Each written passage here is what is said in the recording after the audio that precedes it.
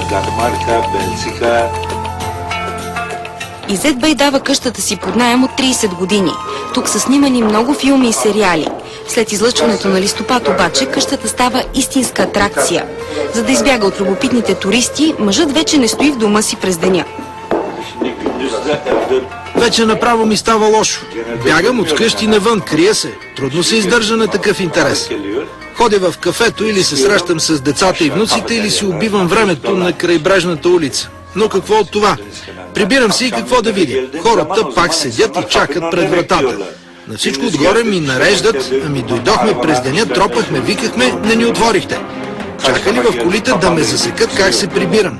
Няма как да избягаш. Като се прибера вкъщи, паля лампите, те като видят светлината и започват да звънят.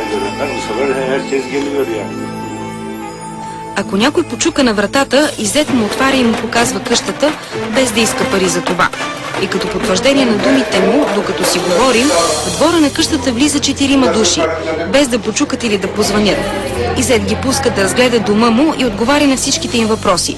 Оказва се, че неканените гости идват отдалеч.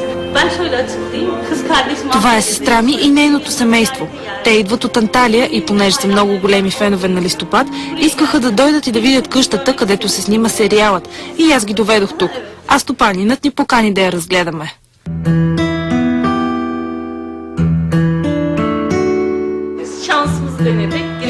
Изобщо не се надявахме, че ще видим някой. Просто дойдохме така на слука. Звънахме на вратата, те пък взеха, че ни отвориха. И стопанинът е един много мил и сърдечен човек и прие да ни покаже стаите на Ферхунде и Али Раза Бей. Изобщо не очаквахме. Това е страхотна изненада за нас. Вече 4 години Изет Бей е част от екипа на Листопад. Време, в което волно и неволно е свидетел на това как се ражда един феномен. Въпреки всичките трудности на сета, няма да забравя никога как Халил Бей изведнъж запява в най-трудния момент. Денис Чакър започва да му припява, после се включва и Гювен Ханъм. Наистина не се забравят лесно тези хубави мигове. Ето в такъв един момент изчезва целият стрес, напрежение, нерви.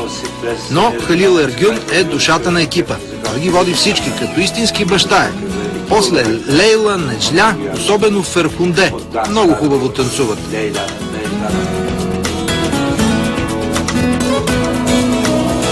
Нашето приключение завършва там, откъдето започва всичко – къщата на Али Раза Бей. А това, което ви остава на вас, е да следите с интерес оставащите епизоди от сериала.